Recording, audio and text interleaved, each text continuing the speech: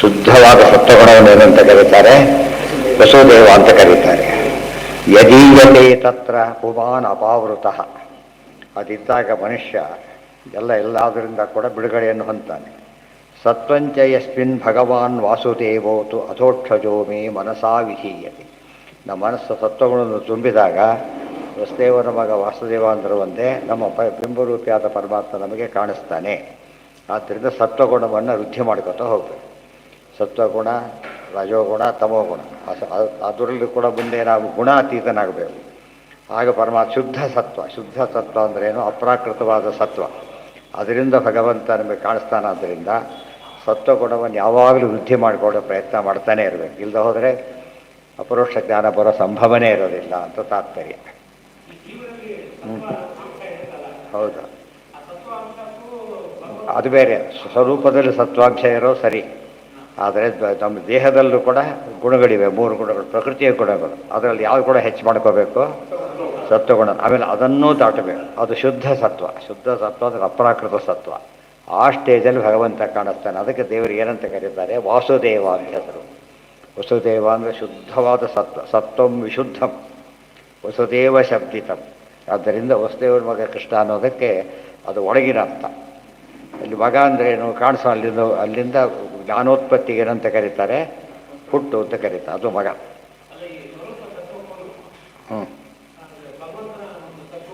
ದೇವರ ಸತ್ವಗುಣ ಅದು ಬೇರೆ.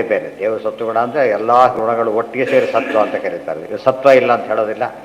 ಎಲ್ಲ ಗುಣಗಳು ಸೇರಿದಾಗ ಸತ್ವ. ಅದು ದೇವರಲ್ಲಿ ಮಾತ್ರ ಇರತಕ್ಕಂಥದ್ದು, ಬೇರೆ ಯಾರಲ್ಲೂ ಕೂಡ ಇಲ್ಲ. ಸತ್ವವಾನ್ ಸತ್ಯ ವಿಷ್ಣು ಸಹಸ್ರನಾಮದಲ್ಲೇ ಬರುತ್ತೆ. ಯೋ ಮಾಯಯಾ ವಿರಚಿತಂ ನಿಜಯಾ ಆತ್ಮನೀದಂ ಖೇ ರೂಪಭೇದವಿವ ತತ್ಪ್ರತಿಚಕ್ಷಣಾಯ ಏತೇನ ಧರ್ಮಸತನೆ ಋಷಿಪ್ರಸೂತಿ ಋಷಿ ಮೂರ್ತಿನಾಥ ಪ್ರಾದುಶ್ಚಕಾರ ಪುರುಷಾಯ ನಮಃ ಪರಸ್ಮೈ. ಯಹ ಮಾಯಯಾ ವಿರಚಿತಂ ನಿಜಯಾ ಆತ್ಮನಿ ಇದಂ ಖೇ ರೂಪಭೇದಂ ವಿವ ತತ್ಪ್ರತಿಚಕ್ಷಣಾಯ ಏತೇನ ಧರ್ಮಸದನೆ ಋಷಿ ಮೂರ್ತಿನಾ ಅದ್ಯ ಪಾದುಶ್ಚಕಾರ ಪುರುಷಾಯ ನಮಃ ಪರಸ್ಮೈ. ಪರಮಾತ್ಮ ವಸುದೇವನ ಮಗ ಹಾಗೆ ಹುಟ್ಟಿದ ಹೇಗೆ ಹುಟ್ಟು ತಿಳ್ಕೊಳಕ್ಕೆ ಹೋಗಬೇಡಿ. ಯೋ ಮಾಯಯಾ ವಿರಚಿತಂ ನಿಜಯಾ ಆತ್ಮನಿ ಇದಂ, ಅದು ಸಂಭವಾಮಿ ಆತ್ಮಮಾಯಯ. ಭಗವದ್ಗೀತೆಗೆ ಅರ್ಥ ಇದೆ. ಅದಕ್ಕೆ ಯಾಕಿಲ್ಲ? ಸರಿ ನೋಡಿ, ಇರುತ್ತೆ, ಹಿಂದೆ ಮುಂದೆ ಇರುತ್ತೆ ನೋಡಿ, ಅಲ್ಲೇ. ಯಾವುದರಲ್ಲಿಲ್ಲ ಅಲ್ಲಿ ಇದು ಅಂದರೆ ಮತ್ತೆ ಹೇಳಿದ್ದೆ. ಯಾಕಂದರೆ ಹೇಳಿದೆ ಅದು ಸರಿ ಬಿಡಿ. ಯಾಕೆ ಅಂತ ಕೇಳಿದರೆ ಎಲ್ಲ ಶ್ಲೋಕನೂ ಮಧ್ಯೆ ಭಾಗವತ ಶ್ಲೋಕಗಳು ಕೆಲವಿರುತ್ತೆ, ಕೆಲವಿರಲ್ಲ. ಗೊತ್ತಾಯ್ತಾ? ವ್ಯಾಖ್ಯಾನಕಾರರು ಹಿಡಿತಾರೆ, ಕೆಲವರು ಬಿಡ್ತಾರೆ. ಆ ಪದ ಅಲ್ಲಿರಬೇಕು. ಕೆಲವು ಸರ್ತಿ ಅರ್ಥ ಆಗಲಿ ಅಂತ ಹೆಚ್ಚು ಸೇರಿಸಿರ್ತಾರೆ ಅಷ್ಟೇ. ಬಟ್ ತಾತ್ಪರ್ಯದ ಮಾತು ಯಾವುದು ಬಿಟ್ಟಿರೋದಿಲ್ಲ. ಗೊತ್ತಾಯ್ತಾ? ಭಾಗವತ ತಾತ್ಪರ್ಯ ಶ್ರೀಮದ್ ಆಚಾರ್ಯರದೇ. ಮೂಲ ಶ್ಲೋಕಗಳು ಮಾತ್ರ ಕೆಲವು ಹೆಚ್ಚಿರುತ್ತೆ, ಕೆಲವು ಕಡಿಮೆನೂ ಇರುತ್ತೆ. ಅದ್ರ ಬಗ್ಗೆ ಏನು ಮಾಡಬೇಕಾಗಿಲ್ಲ. ಇಲ್ಲಿ ಸಂಭವಾಮ್ಯ ಆತ್ಮಮಾಯ. ವಸುದೇವನ ಮಗ ಕೃಷ್ಣ ಅಂತ ಹೇಳ್ತಾರಲ್ಲ, ಅಂದರೆ ಹಾಗಲ್ಲ. ನಮಗೆ ವಸುದೇವ ಸತ್ವದಿಂದ ಭಗವಂತ ಕಾಣಿಸ್ತಾರೆ ಅಂದರೂ ಕೂಡ ಅರ್ಥ ಏನು? ಇದರಿಂದ ಕಾಣಿಸ್ತಾ ಇರಲಿಲ್ಲ. ಪರಮಾತ್ಮ ತಾನು ಅನುಗ್ರಹ ಮಾಡಿ ಕಾಣಬೇಕೆ ಹೊರತು ನಾವು ನೋಡ್ತೀವಿ ಪ್ರಶ್ನೆ ರೂಲ್ಡ್ ಔಟ್. ಗೊತ್ತಾಯ್ತಾ? ಯಾವ ಕಾಲಕ್ಕೂ ದೇವರು ನೋಡೋಕ್ಕೆ ಸಾಧ್ಯ ಇಲ್ಲ. ಯಾತಕ್ಕೆ? ಅವ್ಯಕ್ತರ ಅಂತದ್ದು ಅವ್ಯಕ್ತ ಬಾಹಿ. ಮತ್ತು ಯಾವಾಗ ಕಾಣಿಸ್ತಾನೆ ಅಂತ ಅನುಗ್ರಹ ಮಾಡಿದರೆ ಕಾಣಿಸ್ತಾನೆ. ಯಮೇವೈಷವೃಣತೆ ತೇನ ಲಭ್ಯ. ಭಾಳ ಮುಖ್ಯ ಅದು. ಯೋ ಮಾಯಯಾ ವಿರಚಿತಂ ನಿಜಯಾ ಮಾಯಯ ಆತ್ಮ ನಿಜ ಆತ್ಮಮಾಯಯ. ಪರಮಾತ್ಮ ತಾನು ಸ್ವೇಚ್ಛೆಯಿಂದ ಅಭಿವ್ಯಕ್ತನಾಗ್ತಾನೆ ಹೊರತು ಪ್ರಾದುರ್ಭೂತನಾಗಿ ಕಾಣಿಸ್ತಾನೆ ಹೊರತು ಎಂದು ಆತನನ್ನು ಬೇರೆಯವರು ಯಾವುದೇ ರೀತಿಯಲ್ಲಿ ಒತ್ತಾಯ ಗಿತ್ಯಾಯ ಒಳಮಾರ್ಗ ಯಾವುದರಲ್ಲೂ ನೋಡಲಿಕ್ಕೆ ಸಾಧ್ಯ ಇಲ್ಲ. ಆತ್ಮನಿ ಇದಂ ಖೇ ರೂಪಭೇದವಿವ ತತ್ ಪ್ರತಿಚಕ್ಷಣ. ರೂಪಭೇದ ಅಂದ್ರೇನು? ಆಕಾಶದಲ್ಲಿ ಕಾಣ್ತಕ್ಕಂಥ ಅನೇಕ ವ್ಯತ್ಯಾಸಗಳು ಕಂಡಾಗೆ ಹೊರತು ಆಕಾಶ ನಿರ್ವಿಕಾರ. ನಮಗೇನಾಗುತ್ತೆ, ಮೋಡದ ಆಕಾಶ, ಬಿಳಿಯ ಮೋಡದ ಏನೇನೋ ಕೇಳ್ತೇವೆ ನಾವು. ಅದೆಲ್ಲ ಕೂಡ ಏನದು, ನಿಜವಾದ ಅರ್ಥದಲ್ಲಿ ಪರಮಾತ್ಮ ನಿರ್ವಿಕಾರ. ಯಾವುದೇ ರೂಪವನ್ನು ಹೊಂದಿದಾಗಲೂ ಕೂಡ ಏನಾಗೋದಿಲ್ಲ, ವಿಕಾರಕ್ಕೆ ಒಳಗಾಗೋದಿಲ್ಲ. ಮೂಲ ರೂಪಕ್ಕೂ ಅವತಾರ ರೂಪಕ್ಕೂ ಪ್ರಾದುರ್ಭಾವಕ್ಕೂ ಯಾವ್ಯಾವ ವ್ಯತ್ಯಾಸನೂ ಇಲ್ಲ. ಏತೇನ ಧರ್ಮ ಸದನೆ ಋಷಿ ಹಾಂ ಏನ ಹಿಂದೆ ಹೋಯ್ತಾ, ಇಲ್ಲಿದೆ ಈ ಹಿಂದಿಂದ ಆಗಿತ್ತಾಗಲೇ. ಇಷ್ಟೇ ಇರೋದು, ವಿಶೇಷೇಣ ಧೀಯತೆ ಚಿಂತೆತೆ. ಪರಮಾತ್ಮ ಈ ವಿಷಯ ಮುಗಿದೋಯ್ತಲ್ಲ. ಈಗ ಪರಮಾತ್ಮ ಏನಾಗ್ತಾನೆ ಈಗ ನೋಡಿ, ಬಂದೆ ಮನಸ ನಿಧೀಯತೆ ಅನ್ನೋ ಪದ ಬಂತು. ಅಧೋಕ್ಷಜೋಮೆ ಮನಸ ವಿಧೀಯತೆ. ವಿಧೀಯತೆ ಅಂದ್ರೇನು, ವಿಶೇಷೇಣ ಧೀಯತೆ ಅಂದರೆ ಚಿಂತ್ಯತೆ. ಸತ್ಯಂ ಪರಂ ಧೀಮಹಿ ಇದ್ದಾಗೆ ಚಿಂತ್ಯತೆ. ರುದ್ರೇಣ ಧೀಯತೆ ವಿಷ್ಣು ವಿಷ್ಣುರ್ಧೇಯೋ ನ ಕಶ್ಚನ ಇತಿ ಬ್ರಹ್ಮವೈವರ್ತೆ. ಇಲ್ಲಿ ರುದ್ರಾದಿ ದೇವತೆಗಳಿಂದ ಪರಮಾತ್ಮ ಧ್ಯಾನ ಮಾಡಲ್ಪಡ್ತಾನೆ. ಅದು ವಿಷ್ಣುವಿಗೆ ಧ್ಯಾನ ಮಾಡೋ ವಸ್ತು ಅಂತ ಒಂದಿಲ್ಲ. ಅದಕ್ಕೆ ಅವನ ಮೇಲೆ ಬೇರೆ ಯಾವ ಪದಾರ್ಥನೂ ಇಲ್ಲ. ಎಲ್ಲೆಲ್ಲಿ ಕೃಷ್ಣ ಧ್ಯಾನ ಮಾಡಿದ ಅಂತ ಭಾಗವತರು ಹೇಳ್ತಾರೆ, ಅಲ್ಲೇ ಉತ್ತರವನ್ನು ಕೊಡ್ತಾರೆ. ತನ್ನನ್ನೇ ಧ್ಯಾನ ಮಾಡಿಕೊಂಡ ಅಂತ ಹೇಳ್ತಾರೆ ಹೊರತು ಏನಂತ ಹೇಳೋದಿಲ್ಲ, ಬೇರೆಯವರು ಅಂತ ಹೇಳೋದಿಲ್ಲ. ಇನ್ನು ಅರ್ಥ ಮಾಡಿಕೊಂಡ್ರೆ ಉಳಿದವರೆಲ್ಲರೂ ಧ್ಯಾನ ಮಾಡೋದು ಅಂದರೆ ಅತಿ ದೊಡ್ಡವರನ್ನು ಮುಖ್ಯವಾಗಿ ಧ್ಯಾನ ಮಾಡಬೇಕು, ಅಥವಾ ಪ್ರಾಪರ್ ಚಾನಲ್ ಧ್ಯಾನ ಮಾಡಬೇಕು. ಅತಿ ದೊಡ್ಡದನ್ನು ಧ್ಯಾನ ಮಾಡೋದೇ ಮುಖ್ಯ ಗುರಿ ಅದು. ಆದರೆ ಡೈರೆಕ್ಟ್ ಹೋಗೋಕ್ಕೆ ಸಾಧ್ಯ ಇಲ್ಲದಾಗ ಏನು ಮಾಡಬೇಕಾಗ ಮಾಡಬೇಕು. ಫ್ಲೈಟಲ್ಲಿ ಹೋಗೋರು ಸೀದಾ ಆ ಮೂಲ ಮುಟ್ತಾರೆ, ಇದರಲ್ಲಿ ಹೋಗೋರೆಲ್ಲ ಕ್ರಾಸ್ ಮಾಡ್ಕೊಂಡು ಹೋಗಬೇಕು. ಆದ್ದರಿಂದ ಎಲ್ಲರಿಗೂ ಸಾಧ್ಯ ಇಲ್ಲ ಅದು. ಆದರೆ ವಿಷ್ಣುವಿಗೆ ಧ್ಯೇಯ ಮಾತ್ರ ಯಾರೂ ಇಲ್ಲ. ಅಲ್ಲಿ ಕೆಲವೊಮ್ಮೆ ದಧ್ಯವು ಅಂತ ಬರುತ್ತೆ, ಭಾಗವತಲ್ಲೇ ಬರುತ್ತೆ. ಇವರು ಧ್ಯಾನ ಮಾಡ್ತಾ ಕೂತ್ಕೊಂಡ, ಅಲ್ಲೇ ಉತ್ತರವನ್ನು ಕೊಟ್ಬಿಡ್ತಾರೆ, ತನ್ನನ್ನೇ ಧ್ಯಾನ ಮಾಡಿಕೊಂಡ ಅಂತ. ಸಂಶಯಕ್ಕೆ ಅವಕಾಶನೇ ಇಲ್ಲ. ಹಾಂ ಹೌದು.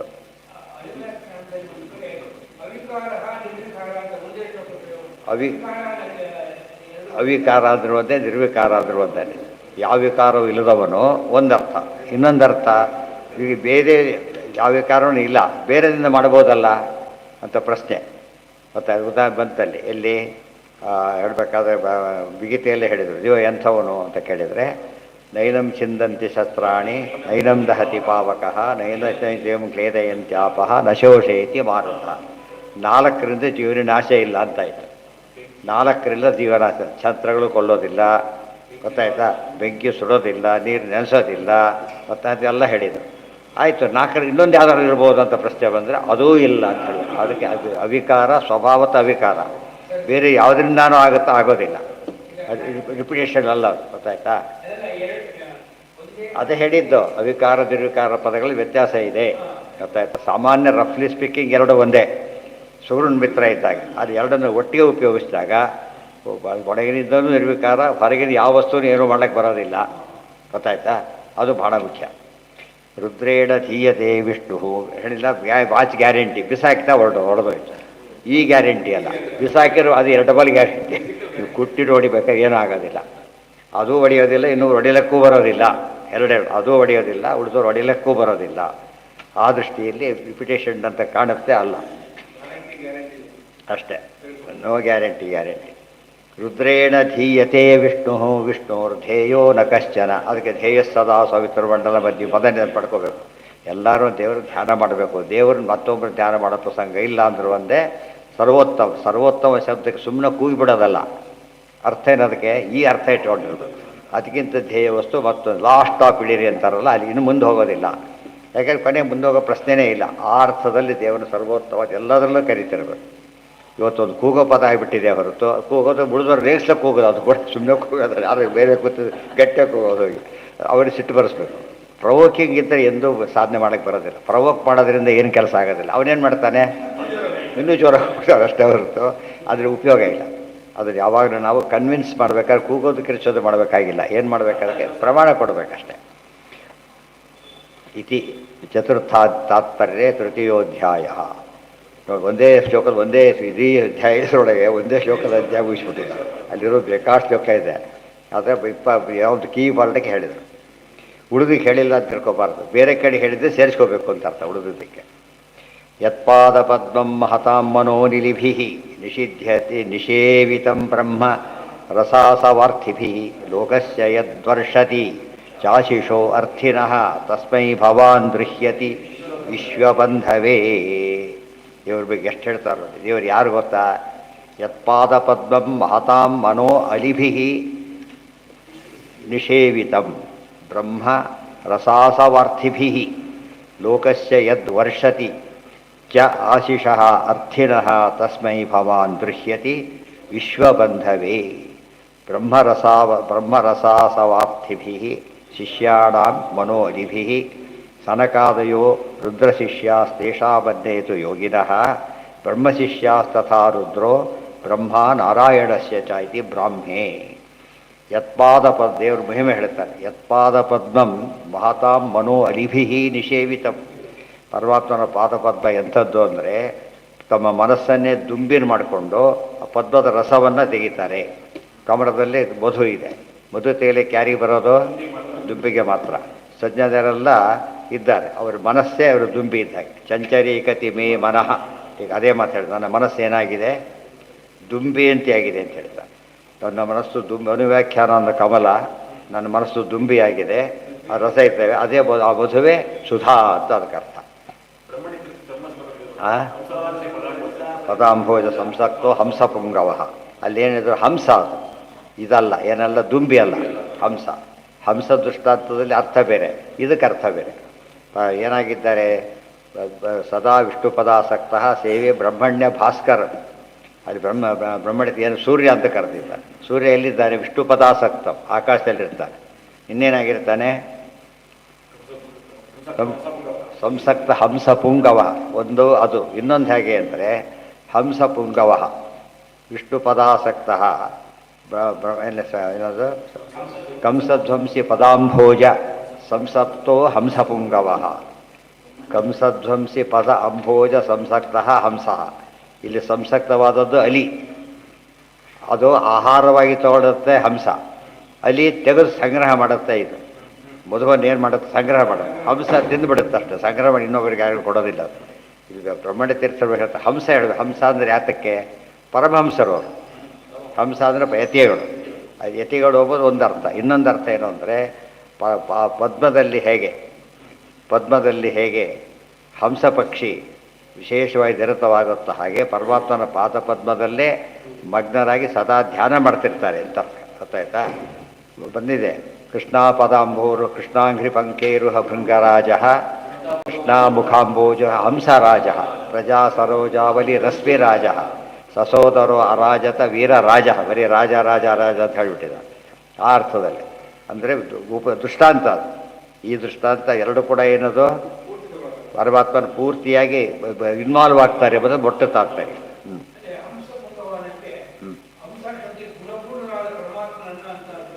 ಅಲ್ಲ, ಹಂಸ ಪುಂಗವ, ಇವರೇ ಹಂಸ ಪುಂಗವರು.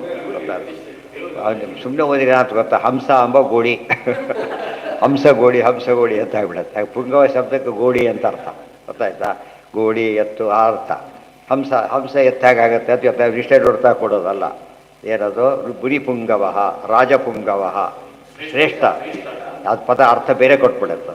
ಏನು ಕೊಡುತ್ತದು? ಈ ಸಮಾಸದಲ್ಲಿ ಬಂದಾಗ ಅದು ಕೊನೆಗೆ ಬರಬೇಕು. ಅವಾಗ ಏನು ಅರ್ಥ ಕೊಡುತ್ತೋ ಅದಕ್ಕೆ? ಅದು ಪುಲ್ಲಿಂಗದ ಪದಕ್ಕೆ ಮಾತ್ರ ಆಗಬೇಕು. ಏನಂತಾರೆ? ಅದಕ್ಕೆ ಶ್ರೇಷ್ಠ ಅಂತ. ಪುಂಸಿ ಶ್ರೇಷ್ಠಾರ್ಥ ಗೋಚರ ಅಂತ ನಿಯಮ. ಅದಕ್ಕೆ ಈ ರೀತಿ ಅರ್ಥ ಮಾಡೋದು ಹೇಗೆ? ಅದು ಯಾವ ತತ್ವಮಸಿ ಕೊಟ್ಟರು ಮಾಡಿಬಿಡ್ತಾರೋ. ಮತ್ತು ಹಂಸ ಗೋಡಿ ಇತ್ತು ಅಂಥೇಳಿ ಇದೇ ನೋಡಿ, ಡಿಕ್ಷನರಿ ತೋರಿಸ್ತಿರ್ಬೇಕಾದ್ರೆ ಡಿಕ್ಷನರಿ ಅರ್ಥ ಮಾಡೋಕ್ಕೆ ಬರೋದಿಲ್ಲ ಅಲ್ಲಿ. ಆ ಡಿಕ್ಷನರಿ ಬರೆದವರೇ ಹೇಳ್ತಾರೆ ಅರ್ಥ ಮಾಡಬಾರ್ದು ಅಂತ. ಅದು ಅಪಾರ್ಥ ಮಾಡ್ಕೊತಾರೆ. ಯತ್ಪಾದ ಪದ್ಮಂ ಮಹತಾಂ ಮನೋ ಅಲಿಭಿ, ಮನಸ್ಸೋಂಬ ಅಲಿಗಳಿಂದ. ಅದಕ್ಕೆ ಆಚಾರ್ಯ ಹೇಳಿದ್ದೇನಂತ ಹೇಳಿದರು? ಪ್ರವಣಂ ಕುರು ಮಾನಸ ಮೀಶ ಪದೇ. ಪರಮಾತ್ಮನ ಪಾದ ಕವನದಲ್ಲಿ ಏನು ಮಾಡಬೇಕದನ್ನು? ಅಲ್ಲಿ ಪದೇ ಅಂದರು. ಈ ದೃಷ್ಟಾಂತ ಕೊಟ್ಟಿದ್ದರಿಂದ ಪದ ಕವನ ಅಂತ ಅರ್ಥ ಮಾಡಬೇಕು. ಮನಸ್ಸನ್ನು ಅಲಿ ಅಂತ ಮಾಡ್ಕೋಬೇಕು. ಅವಾಗ ಹೊಸ ಅರ್ಥ ಕೊಡೋದು. ಅಂದರೆ ನಾವೆಲ್ಲ ಹಾಕ್ತೀವಿ ಅಂದರೆ ಇದಕ್ಕೆ ಅರ್ಥ ಇಲ್ಲ. ಅದು ಹೇಗಾಗತ್ತೆ ಗೊತ್ತಾ? ಅದು ರಸನೇ ಹುಡುಕಿ ಎಳೆಯುತ್ತೆ ಕಡೆಗೆ. ಅಷ್ಟಮೋ ರಸ ಅಂತ ಹೇಳೋದಲ್ಲ, ರಸಗ್ರಹಣ ಮಾಡೋ ಶಕ್ತಿ ಅದಕ್ಕಿದೆ. ಎಲ್ಲೋ ಹಂಸ ಇಲ್ಲಿ ಎಲ್ಲ ಕೂತ್ಕೊಂಡ್ರೆ ಉಪಯೋಗ ಇಲ್ಲ, ಸುಮ್ಮನೆ ಕೂತ್ರೂ ಉಪಯೋಗ ಇಲ್ಲ. ಯಾವ ದುಂಬಿ ಅದು ತಂದು ಅದಕ್ಕೆ ನಮ್ಮ ಬಾಯಿಂದ ಎಳೆದಾಗ ಎಳೆಯಲ್ಲ, ಅದು ಬೇರೆ, ಅದರಿಂದ ಎಳೀತದೆ. ಆ ರೀತಿ ಮಾಡೋದನ್ನು ಅಭ್ಯಾಸ ಮಾಡಬೇಕು. ಇದು ಸಾತ್ವಿಕರಿ ಮಾಡ್ತಿರೋದು, ಬೇರೆ ಇರೋದಿಲ್ಲ. ಆದ್ದರಿಂದ ಅವ್ರಿಗೆ ಪಟ ಮಾತಾಡಕ್ಕೆ ಬರ್ಬೋದೇ ಹೊರತು ಏನು ಸಿಗೋದಿಲ್ಲ ಅವರಿಗೆ? ಮಧು ಸಿಗೋದಿಲ್ಲ. ಜೇನು ಸಿಗದವ್ರು ಏನು ಉಪಯೋಗ? ಭಾಳ ಕಷ್ಟಪಟ್ಟರೆ ಏನಾಗುತ್ತೆ? ಹಂಸ ಕಮಲ ಏನಾಗುತ್ತೆ? ಹಾಳೋಗುತ್ತೆ ಅಷ್ಟೇ. ಕಿತ್ತು ನೋಡ್ಲಿಕ್ಕೆ ಹೋದ್ರೆ ಹೋಗಿಬಿಡುತ್ತೆ. ಹಂಸಕ್ಕೆ ಏನು ಎಫೆಕ್ಟೇ ಮಾಡೋದಿಲ್ಲ. ಏನು ತೆಗೀತದು? ಈ ಟೆಸ್ಟ್ ಮಾಡ್ಬೇಕಾದ್ರೆ ಬ್ಲಡ್ ತೆಗಿತಾರಲ್ಲ ನಿಧಾನವಾಗಿ, ಆ ಥರ ಅದು ಬ್ಲಡ್ ತೆಗಿಬಾರ್ದು. ಈಗ ಹೇಳಿದ್ರು ದೃಷ್ಟಾಂತ ಅದು. ಒಬ್ಬ ಚಾಕುಲ್ ಬ್ಲಡ್ ತೆಗೆಯೋದಾಗಿರುತ್ತೆ, ಆ ಥರ ಮಾಡಬಾರ್ದು. ಮನೋ ಅಲಿಭಿ, ದುಂಬಿ ದುಂಬಿ. ರಮಾಲೆ ದ್ವಾದಶ ಸ್ತೋತ್ರ. ರಮಾಲೆ, ರಮಾ ಎಂಬ ದುಂಬಿ ತಡಿಯ ಕಮಲದಲ್ಲಿ ಕೂತಿದ್ದಾರೆ ಅಂತ ಹೇಳ್ತಾರೆ. ಇಭಹಸ್ತ ಪ್ರಭ ಶೋಭನ ಪರಮೋರುಸ್ಥ ರಮಾಲೆ, ಅಲ್ಲಿ ಅಲಿ. ಲೋಕಸ್ಯ ಯದ್ವರ್ಷತಿ ಚಾಶಿಷಃ ಅರ್ಥಿನಃ, ಪರಮಾತ್ಮನ ಪಾದಕಮಲ ಎಂತ ಅವರಿವರಲ್ಲ, ಬ್ರಹ್ಮರಸಾಸವಾರ್ಥಿಭಿ. ಬ್ರಹ್ಮರಸ ಅದೇ ಅಷ್ಟಮರಸ ಅಂದರೆ ಅದೇ ವೇದಾಂತ ರಸ. ಅದು ಆಸವ ಅಂತ ಹೇಳಿದರೆ ಮಧು. ಅದನ್ನು ಬಯಸಿದಂಥ ಅಲಿಗಳು, ಸಜ್ಜದರ ಮನಸ್ಸು ಎಂಬ ದುಂಬಿಗಳು ಯಾರ ಪಾದಕಮಲದಲ್ಲಿ ನೆಟ್ಟು ಬಿಟ್ಟಿರ್ತಾವೋ. ಅದೇ ರೀತಿ ಲೋಕಸ್ಯ ಒಂದಾಯಿತು. ಉಳಿದೇನು ಉಪಯೋಗ ಏನು ಅಂತ ಕೇಳಿದರೆ, ಲೋಕಸ್ಯ ಯದ್ವರ್ಷತಿ, ಆ ಜೇನು ಏನಾಗುತ್ತದೋ, ಎಷ್ಟು ಜನಕ್ಕೆ ಮುಟ್ಟತ್ತೆ ಗೊತ್ತಾ ಆ ಜೇನದು. ಅದು ಬರೀ ರುಚಿ ಗಿಚಿ ಅಲ್ಲ, ಔಷಧಿ ಅದು. ಜೇನಲ್ಲಿ ಅನೇಕ ವಿಧವಾದ ಔಷಧೀಯ ಗುಣಗಳಿವೆ, ಗೊತ್ತಾಯ್ತಾ. ಲೋಕಸ್ಯ ಎಂಥ ಔಷಧಿ ಪರಮಾತ್ಮನ ಅದು ಬರ್ತಾ ದುಂಬಿ ಅಂದರೆ ಭವ ಸಂಸಾರನ ದಾಟಿಸ್ಬಿಡೋದು. ಔಷಧಂ ಜಗತ ಸೇತು. ಲೋಕಸ್ಯ ಯದ್ವರ್ಷತಿ ಚ ಆಶಿಷಃ ಅರ್ಥಿನಃ ತಸ್ಮೈ, ಯಾರು ಕೇಳ್ತಾರೆ ಅವರಿಗೆ ಪರಮಾತ್ಮ ದೇವರು ಕೇಳಿದು ಕೊಡ್ತಾನೆ ಅಂತ ಹೇಳಿದ್ರು. ಸುರಿಸ್ಬಿಡ್ತಾನೆ. ವರ್ಷತೆ ಅಂದ್ರೇನು? ಮಳೆಗರಿಸಿಬಿಡ್ತಾನೆ ಅಂತ ಹೇಳ್ತಾ. ಅಂದರೆ ದೇವರು ಕೊಟ್ಟರೆ ತೊಗೊಳಕ್ಕಾಗೋದಿಲ್ಲ ಯಾರಿಗೂ. ಯಾಕೆ? ಅಂಥ ಕೈ ಆತನೂ ಅಷ್ಟಿದೆ, ಆತನಿಗಿದೆ ಹೇಳೋದಕ್ಕೆ ಸಾಧ್ಯ. ನಮಗೇನೂ ಇಲ್ಲ, ತೊಗೊಳಕ್ಕೆ ಪಾತ್ರೆ ಇಲ್ಲ ಅಂತ ಹೇಳ್ಕೊಡ್ಬೇಕಾದ್ರೆ ದೊಡ್ಡ ಪಾತ್ರೆ ಇರ್ತಾರಲಿಲ್ಲ ಅದಕ್ಕೋತಾರ, ಆ ಥರ ಆಗಿಬಿಡುತ್ತೆ, ಗೊತ್ತಾಯ್ತಾ. ಅಷ್ಟರ ಮಟ್ಟಿಗೆ ದೇವರು ಕೊಡ್ತಾನೆ. ಅಂದರೆ ದೇವರು ಕೊಡೋದಿಲ್ಲ ಅಂಬರಿಗೆ ಉತ್ತರ ಇದೆ. ದೇವರು ಕೊಡ್ತಾರೆ, ತೊಗೊಳ್ಳೋ ಯೋಗ್ಯತೆ ನಿಮಗಿಲ್ಲ ಹೊರತು. ಅರ್ಥಿನಃ, ಅರ್ಥ್ಯ ಆದಾಗ ಏನಾಗಬೇಕು? ಫಸ್ಟ್ ಅವನು ನೆನ್ಪಿಟ್ಕೊಳ್ಳಿ, ಅರ್ಥ್ಯ ಆಗಲಿಕ್ಕೆ ಏನಿರಬೇಕು? ಫಸ್ಟು ತಾನು ಕಡಿಮೆ, ತನ್ನಲ್ಲಿಲ್ಲ ಅಂತ ಗೊತ್ತಿರಬೇಕು. ಇವನು ದೊಡ್ಡವನು, ಅವನು ಇದೆ ಅಂತ ಗೊತ್ತಿರಬೇಕು. ಅವನ್ನ ಭಕ್ತಿಯಿಂದ ಕೇಳಬೇಕು. ಒಳಯ ಅಂದರೆ ಹೋಗಾಯ ಅಂತಾರೆ, ಗೊತ್ತಾಯ್ತಾ. ಅದೆಲ್ಲ ಇರಬೇಕು ನೋಡಿ. ಪೂರ್ತಿ ಸಿದ್ಧಾಂತ ಏನು ಬಂತಲ್ಲಿ? ಆಚಾರ ಸಿದ್ಧಾಂತ. ಬೇರೆ ಬರಲಿಕ್ಕೆ ಸಾಧ್ಯ, ಅದ್ವೈತ ಬರೋ ಚಾನ್ಸೇ ಇಲ್ಲ ಅಲ್ಲಿ. ಅದಕ್ಕೆ ಅರ್ಥ್ಯ ಆಗೋರು ಹೇಗೆ ಆಗ್ತಾನೆ? ಕಡಿಮೆ ಇದ್ರೆ ತಾನೇ ಅರ್ಥ್ಯ ಆಗೋದು. ನಾವು ಸಮಾನರ ಅರ್ಥಗಳಾಗ್ತಾರಾ? ಆಗೋದಿಲ್ಲ. ಅಂದರೆ ಪದಗಳಲ್ಲೇ ಸ್ವಾರಸ್ಯ ಕಾಣಿಸುತ್ತೆ. ಅದು ಆಚಾರ ಸಿದ್ಧಾಂತ ಎಲ್ಲಿ ತೊಗೊಂಡ್ರು ಕೂಡ ಏನಿರುತ್ತೆ? ಸಹಜವಾಗಿ ತುಂಬಿರುತ್ತೆ ಅದು. ಅದು ಎಲ್ಲೆಲ್ಲೋ 5 ವಾಕ್ಯದಲ್ಲಿದೆ, ಇಂಡೈರೆಕ್ಟ್ ಇದೆ ಅಲ್ಲ ಅನ್ನೋದು ಎಲ್ಲಿ ಬೇಕಾದ್ರೂ ಇದೆ. ಆಯಿತಾ. ಚಾಶಿಷೋ ಅರ್ಥಿನಃ ತಸ್ಮೈ ಭವಾನ್ ದೃಶ್ಯತಿ ವಿಶ್ವ ಅಂಥ ಪರಮಾತ್ಮ ಯಾರು ಗೊತ್ತಾ? ಯಾರಿಗೆ ಕೊಡ್ತಾನ್ರಿ ಅಂದರೆ ವಿಶ್ವಬಂಧವೇ. ದೇವರಿಗೇನಿಲ್ಲ, ಗುಣ ದೋಷ ಅಷ್ಟೇ. ಗುಣ ಇದ್ದರೆ ಕೊಡ್ತದೆ, ದೋಷ ಇದ್ದರೆ ಕೊಡೋದು. ಉಳಿದೆಲ್ಲ ಸೆಕೆಂಡರಿ. ಉಳಿದೆಲ್ಲ ಎಂಥ ಬ್ರಾಹ್ಮಣ ಬೇಕಾರಾಗಿರ್ಬೋದು. ಹೇಳ್ತಾರೆ ಭಾಗವತಲ್ಲಿ, ಪ್ರಹ್ಲಾದ ಹೇಳ್ತಾರೆ, ವಿಪ್ರಾತ್ ದ್ವಿಷಡ್ಗುಣಯುತ ರವಿಂದನಾಭ ಪಾದಾರವಿಂದ ವಿಮುಖಾತ್ ಶಪಚಂ ವರಿಷ್ಠಂ ಮನ್ನೆ. ಅದು ದೊಡ್ಡ ಬ್ರಾಹ್ಮಣ, 12 ಗುಣ, ಭಾರಿ ದೊಡ್ಡ ಆಚಾರ ಅಂತ ಹೇಳ್ಬೋದು. ಅಷ್ಟು ಅದೇನಿಲ್ಲ ಅವನಲ್ಲಿ, ಪಾದಾರವಿಂದ ವಿಮುಖ, ದೇವರ ಪಾದದಲ್ಲಿ ಭಕ್ತಿ ಇಲ್ಲ. ಇನ್ನೊಬ್ಬರಿಂದ ಶಪಚ, ಅವನು ಯಾರು? ಅವನು ಶಾ ಅಂದ್ರೆ ನಾಯಿ, ಅದನ್ನು ಪಾಕ ಬೇಯಿಸಿ ತಿನ್ನೋನು. ಆದರೆ ಪರಮ ಭಗವದ್ಭಕ್ತ, ಗೊತ್ತಾಯ್ತಾ. ಇಬ್ಬರಲ್ಲಿ ಯಾರು ದೊಡ್ಡವರು ಅಂದರೆ ಇವನು ದೊಡ್ಡ, ಅವನಲ್ಲ ಅಂತ ಹೇಳ್ತಾ. ಈ ಪದನ ಸರಿಬಿಡು ಹೇಳಬೇಕಾದ್ರೆ ಎಚ್ಚರಿಕೆಯಿಂದ ಹೇಳಬೇಕಾದ್ರೆ. ಯಾಕೆ? ಎಷ್ಟು ಭಕ್ತಿಗೆ ಒತ್ತು ಕೊಡ್ತಾರೆ ಎಂಬುದನ್ನು ಅರ್ಥ ಮಾಡ್ಕೋಬೇಕು. ಅದಕ್ಕಾಗಿ ಅಂಥ ಪರಮಾತ್ಮನಿಗೆ ಎಂದೂ ಕೂಡ ನಾವು ದ್ರೋಹ ಮಾಡೋಕ್ಕೆ ಭವಾನ್ ದೃಶ್ಯತಿ ವಿಶ್ವಬಂಧವೇ. ವಿಶ್ವಬಂಧು ಅನ್ನೋ ಪದದಲ್ಲೇ ವಿಶ್ವಜನೀನ ವೃತ್ತಿ ಎಲ್ಲಿ ಬಂದಿದೆ? ಅದು ಇದೆ, ವಿಶ್ವಜನೀನ ವೃತ್ತಿ. ಆಚಾರ ವಿಶ್ವಜನೀನ ವೃತ್ತಿಯಾದ ಗುರುಗಳಾದರೆ ವಿಶ್ವಜನೀನ ವೃತ್ತಿಯಾದ ದೇವರು ಪರಮಾತ್ಮ. ಇನ್ಯಾರು ಕೂಡ ಒಮ್ಮೊಮ್ಮೆ ಏನು ಮಾಡಬಹುದು? ಎಲ್ಲರೂ ಅಂಥವ್ರು ಒಳ್ಳೆಯವರೆಲ್ಲ ಆಗಿರ್ತಾರೆ. ಒಮ್ಮೊಮ್ಮೆ ಏನು ಮಾಡೋ ಚಾನ್ಸ್ ಇದೆ ಅವರು? ಆ ದೇವರಲ್ಲಿ ಪ್ರಸಕ್ತಿ ನಿರ್ದೋಷ. ಬ್ರಹ್ಮ ರಸಾಸವಾರ್ಥಿಭಿ ಶಿಷ್ಯಾಣ ಮನೋ ಅಲಿಭಿ, ಶಿಷ್ಯರ ಮನಸ್ಸು ಅಲಿಗಳು. ಆ ರೀತಿ ಹೇಳಿಕೊಡ್ತಾರೆ, ಆ ರೀತಿ ಮಾಡ್ತಾರೆ ತಾವು ಕೂಡ. ಸನಕಾದಯೋ ರುದ್ರ ಶಿಷ್ಯಾ ತೇಷಾಮನ್ನೇತು ಯೋಗಿನಃ ಬ್ರಹ್ಮಶಿಷ್ಯಸ್ತಥಾ ರುದ್ರೋ ಬ್ರಹ್ಮ ನಾರಾಯಣಸ್ಯ ಚ ಇತಿ ಬ್ರಾಹ್ಮೆ. ಸನಕಾದಯೋ ರುದ್ರ ಶಿಷ್ಯಾ, ಸನಕಾದಿಗಳಲ್ಲಿ ಯಾರು ಶಿಷ್ಯರು ಅಂದರೆ ರುದ್ರದೇವರ ಶಿಷ್ಯರು. ಇಬ್ಬಣ್ಯಾರ ಕೇಳಿದ್ರಲ್ಲ, ಮೊದಲು ಹುಟ್ಟಿದ್ರು ಪುಸ್ತಕ ತರಲೇ ಇಲ್ಲ, ಯಾವ ಥರ ತಂದಿದ್ದೀರ ಅದೊಂದು ಶಿಷ್ಯ. ಸರಿ ಸರಿ. ಶಿಷ್ಯಾ ತೇಷಾಂ ಅನ್ಯೇತು ಯೋಗಿನ, ಉಳಿದ ಎಲ್ಲ ಯೋಗಿಗಳು ಯಾರ ಶಿಷ್ಯರು? ಸನಕಾದಿಗಳ ಶಿಷ್ಯರು. ಸನಕಾದಿಗಳು ಯಾರ ಶಿಷ್ಯರು? ಅವರು ಯಾರ ಶಿಷ್ಯರು? ಬ್ರಹ್ಮಶಿಷ್ಯ ತಥಾ ರುದ್ರ, ಬ್ರಹ್ಮದೇವರ ಶಿಷ್ಯರು ಯಾರೋ? ರುದ್ರದೇವರು. ಬ್ರಹ್ಮ ನಾರಾಯಣ, ಈ ಬ್ರಹ್ಮದೇವರು ಯಾರು? ಗುರುಗಳು. ನಾರಾಯಣ ಯಾರು ಶಿಷ್ಯ ಅಂತ ಹೇಳಿದರೆ ಬ್ರಹ್ಮದೇವರ ಶಿಷ್ಯರು. ನಾರಾಯಣ ಯಾರು ಗುರುಗಳು? ಇಲ್ಲ, ಅವರೇ ಗುರು. ಗುರುತಮ ಮಗುರುಂ ದೇವದೇವಂ ನಮಾಮಿ. ಈ ಪದ ಹೇಗಿದೆ ಹೇಳಿರೋಣಂತೆ. ರುದ್ರಂ ಸಮಾಶ್ರಿತ ದೇವಾ ರುದ್ರೋ ಬ್ರಹ್ಮಾಣಮಾಶ್ರಿತ ಬ್ರಹ್ಮ ಮಾಮಾಶ್ರಿತೋ ನಿತ್ಯಂ ನಾಹಂ ಕಂಚಿದ್ ಉಪಾಶ್ರಿತ. ಆಯ್ತಾಯ್ತು ಕೊಟ್ಟು ಮಾಡಿದ್ದಾರೆ ಮಹಾಭಾರತದ ಶ್ಲೋಕ. ಅದೇ ರೀತಿ ಎಲ್ಲ ದೇವತೆಗಳು ರುದ್ರದೇವರ ಆಶ್ರಯ, ರುದ್ರದೇವ ಬ್ರಹ್ಮದೇವರ ಆಶ್ರಯ, ಬ್ರಹ್ಮದೇವರಿಗೆ ನಾರಾಯಣ ಆಶ್ರಯ, ಅವನಿಗೆ ಯಾರೂ ಆಶ್ರಯ ಇಲ್ಲ. ಇದೇ ರೀತಿ ಗುರು ಈ ಅರ್ಥ ಮಾಡಿಕೊಂಡ್ರೆ ಏನಾಯ್ತು ಈಗ, ಗುರು ತಮ್ಮ ಮಗುರುಂ ದೇವದೇವಂ ನಮಾಮಿ ವಾಯುಸ್ತುತಿ ಅರ್ಥ ಆಗುತ್ತೆ. ಯಾರ್ಯಾರು ಶಿಷ್ಯರು ಯಾರ್ಯಾರಿಗೆ, ಯಾರ್ಯಾರು ಗುರುಗಳು ಯಾರ್ಯಾರಿಗೆ, ದೇವರು ಅಗುರು ಮತ್ತೊಬ್ಬ ಗುರು ಇಲ್ಲದವನು. ಆದರೆ ಒಬ್ಬರು ಗುರು ಇಲ್ಲ ಶಿಷ್ಯರು ಇಲ್ಲ ಅಂತೊಳ್ಳೆ ಮಾಡಬೇಕು. ಮತ್ತೆ ಯಾರು ಗುರು ಯಾರು ಶಿಷ್ಯರು ಇಲ್ಲ, ಅವರಿಗೆ ಯಾರು ಗುರುಗಳು ಇಲ್ಲ ಅಂತ ಹೇಳೋದಕ್ಕೆ ದೊಡ್ಡವರು ಅಲ್ಲೇ ಅಲ್ಲ ಅವರು. ಆದರೆ ಬರೀ ಶಿಷ್ಯರಿದ್ದಾರೆ, ಗುರುಗಳೇ ಇಲ್ಲ ಅಂತ ಹೇಳಿದರೆ ಸರ್ವಜ್ಞ ಗುರು ಅಂತ ಅರ್ಥ. ಅದಕ್ಕೋಸ್ಕರನೇ ನಾರಾಯಣಾಯ ಚ ಇತಿ ಬ್ರಾಹ್ಮೇ ಬ್ರಹ್ಮಪುರಾಣ ಕೋಟ್ ಮಾಡಿದರು. ಕಿಮ್ಮ ಶಿವಾಖ್ಯಮಶಿವಂ ನ ವಿದುಸ್ತ್ವದನ್ಯೇ ಬ್ರಹ್ಮಾದಯಸ್ತಮವಕೀರ್ಯ ಜಟಾಶ್ಮಶಾನೆ. ಎಷ್ಟೇ ಶ್ಲೋಕ? ನಾಲ್ಕನೇದು. ತನ್ಮಾಲ್ಯ ಭಸ್ಮ ನೃಪಕಾಲ್ಯ ನೃಪ ಅಲ್ಲ ನೃಕಪಾಲ್ಯವಸ್ ಅವಸತ್ ಪಿಶಾಚ್ಯೈ ಯೈಹಿ ಮೂರ್ಧಭಿರ್ದಧತಿ ಉಚ್ಚರಣ ತಚ್ಚರಣಾವಸೃಷ್ಟಂ. ಇದೆಲ್ಲ ಯಾರ ಮಾತುಗಳು? ಸತೀದೇವಿ ದಕ್ಷ ಪ್ರಜಾಪತಿಯನ್ನು ಬೈತಿದ್ದಾರೆ. ಈಗ ರುದ್ರದೇವರಿಗೆ ಹವಿಸ್ಸನ್ನು ಕೊಡದೆ ಯಜ್ಞ ಮಾಡ್ತಿದ್ದಾರೆ ದ್ವೇಷದಿಂದ. ಏನಂತ ತಿಳ್ಕೊಂಡಿದ್ದಿ? ರುದ್ರದೇವರು ಯಾರು ತಿಳ್ಕೊಂಡಿದ್ದಿ ಗೊತ್ತೇ? ಬ್ರಹ್ಮದೇವರ ಮಗನೇನು ಗೊತ್ತಾಯ್ತಾ? ಆದರೆ ಬ್ರಹ್ಮದೇವರ ಶಿಷ್ಯರು ರುದ್ರದೇವರು, ಅವರ ಶಿಷ್ಯರು ಸನಕರು, ಅವರೆಲ್ಲ ಇವರು ಅಂತ ದೊಡ್ಡವರು. ಏನಂತ ತಿಳ್ಕೊಂಡಿದ್ದೀನಿ ನೀನೀಗ? ಬರೀ ಅಳಿಯ ಅಂತ ಜೋರು ಮಾಡ್ತಿದ್ದೀಯ ಅಂತ ಇಷ್ಟೆಲ್ಲ ಬೈಕತ್ತ ಹೋಗ್ತಿದ್ದಾರೆ. ಅದು ಹೇಳಿದ್ದೀಗ ಯತ್ಪಾದ ಪದ್ಮಂ ಮಹತಾಂ ಮನೋನಿಭಿಹಿ. ಇದು ಸ್ವಾರಸ್ಯ ಇದೆ. ಮನಸ್ಸಿನ ಒತ್ತುಕೊಟ್ಟು ಯಾಕೆ ಹೇಳ್ತಾರೆ ಅಂದರೆ, ಧ್ಯಾನ ಮಾಡೋಕೆ ಅವ್ರ ಮನಸ್ಸು ಇರಲೇಬೇಕು. ಅವರನ್ನು ಅಭಿಮಾನ ರುದ್ರದೇವರು ಅವರು ದ್ವೇಷ ಮಾಡ್ತೀಯಲ್ಲ ಏನರ್ಥ ಅಂತ ಕೇಳ್ತಾರೆ. ಅವ್ರು ಬಿಟ್ಟು ಹೋಗ್ಲಿಕ್ಕೆ ಬೇರೆ ಪಾಸ್ ಮಾಡ್ಲಿಕ್ಕೆ ಬರೋದಿಲ್ಲ ನಾನು ಅಂಥವ್ರು ದ್ವೇಷ ಮಾಡ್ತೀಯಾ?